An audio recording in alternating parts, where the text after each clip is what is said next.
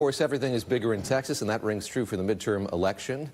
Senate battle between Republican incumbent Ted Cruz and Democrat Beto Rourke is one of the hottest races in the country. Early voting expected to be key. Recent poll numbers show Cruz with a slight lead, but many believe it is neck and neck heading into Tuesday's vote. In an interview with 60 Minutes, Senator Cruz spoke about the impact President Trump is having on his race. We've got numbers on our side. There are a lot more conservatives than there are liberals. What the Rourke campaign has had on their side is intensity. The liberals who are in Texas are really, really mad. They hate President Trump. That anger is dangerous. I mean, that anger is mobilizing. It means they're going to show up no matter what. As I've said, they'll crawl over broken glass to show up. Well, joining our panel now is John Weaver. He's an MSNBC contributor, a former senior strategist for the McCain and Kasich campaigns. Great to have you with us, John. And I want to start with this moment and what it symbolizes. Beto Rourke has been out on the campaign trail talking about we may never get this chance or this opportunity back again. What's he trying to capitalize when it comes to this moment in time in Texas? Well, look, you can always tell how a campaign is going by how people close, right? And so Beto is closing with an aspirational, motivational speech and travel around the state.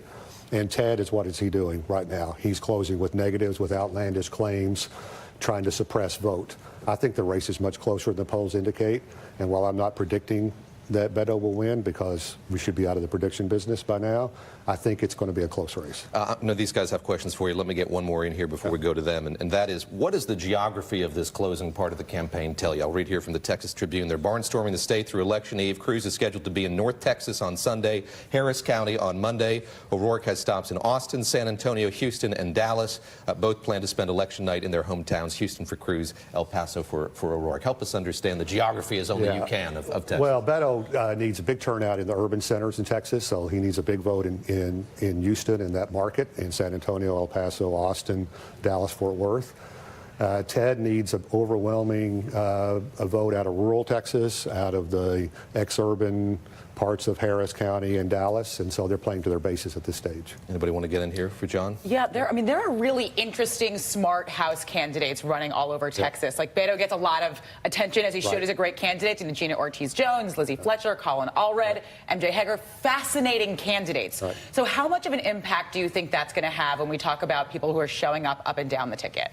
Well, there's enthusiasm for all those House candidates that you were just talking about. I think Texas is going to see 3 Democrats get elected, ones you just mentioned. And so those suburban voters are turning out voting straight Democratic in many ways. And Trump is driving that, quite frankly, with his rhetoric the last week. And I kind of think that he has decided to heck with the House. And in an odd way, that is helping some of these Senate Democrats close, because these suburban voters who are going to vote out some of Republicans in those suburban markets are going to end up voting for Democrats for the Senate as well. John, if Congressman O'Rourke becomes Senator-elect O'Rourke on Wednesday morning, this would be the face of the Tea Party falling dramatically. It would be the dominant story if Senator Cruz is to lose. My question for you is twofold. Number one, what economic message is Congressman O'Rourke really running on, particularly on trade? And secondly, have you noticed that the president's rhetoric on the caravan, yes, is mobilizing Senator Cruz's base, but also mobilizing the base of the Democratic Party in Texas and also bringing in new voters into this coalition?